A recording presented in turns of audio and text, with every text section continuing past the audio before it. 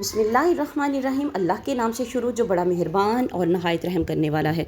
अस्सलामु अलैकुम वरहमतुल्लाहि वबरकातुहू।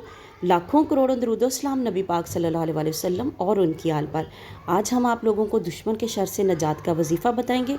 आप लोगों से रिक्वेस्ट है कि सदका जारिया की नीयत से वीडियो को शेयर ज़रूर करें। चैनल पर नहीं हो तो चैनल को सब्सक्राइब करें और साथ में लाइक के बटन को दबाना मत भूलिएगा। या रहमानु या रहीमु, दुश्मनों को ज़ेर करने के लिए हर रोज़ इन अस्मा को नमाज के बाद 21 मरतबा पढ़ना मुफीद और मौसर साबित होता है। एक कौल के मुताबिक अगर किसी दुश्मन से खौफ हो या किसी मुसीबत ने घेर रखा हो, वो रोज़ाना इन अस्मा का विर्द करे या लिख कर बांधे। इंशाअल्लाह दुश्मन और मुसीबत से दूर रहेगा। अल्लाह ताला सबकी मुश्किलें परेशानियां आसान फरमाए, हर किसी पर अपनी रहमतों के अपने करम के दरवाज़े खोल दे, हर किसी के गुनाह माफ़ फरमाए, दुनिया और आखिरत की कामयाबियां नसीब फरमाए। मिलते हैं किसी नेक्स्ट वीडियो में, तब तक के लिए अल्लाह हाफिज़।